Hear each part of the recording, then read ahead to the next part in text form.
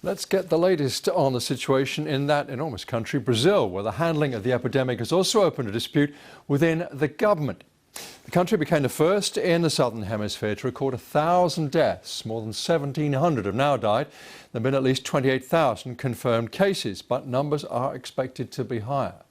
For weeks, President Bolsonaro and his health minister have been at odds over the response to the virus. Let's get more on this from the journalist Gustavo Ribeiro. He's co-founder of the English language news site, The Brazilian Report.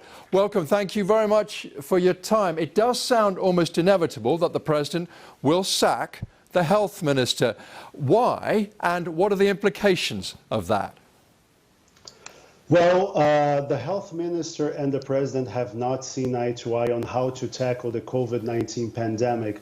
The health minister wants Brazil to follow WHO recommendations. He's in favor of social isolation, while the president says that Brazil's first and foremost worry should be saving jobs, and that he says that putting the economy to a halt would cause a human toll much worse than the coronavirus itself. And the problem is, right now, we should be in Brazil discussing how to increase testing or how to avoid having our healthcare system collapse, or even how to avoid economic catastrophe.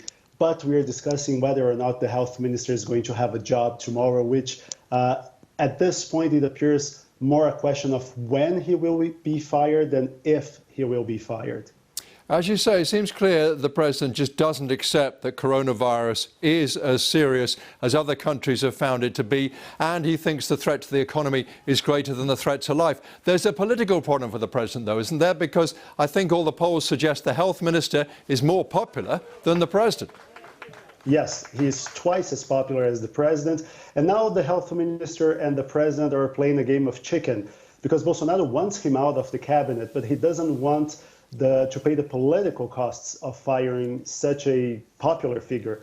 And the health minister, in turn, is just willing to make Bolsonaro pay the price and make Bolsonaro fire him. He has said time and again that he will not resign. So at this point, we are in a situation where a lot of people in Brazil just don't know whether or not they should follow the recommendations of the health minister and stay home, or if they should listen to the president and just go about their business as usual.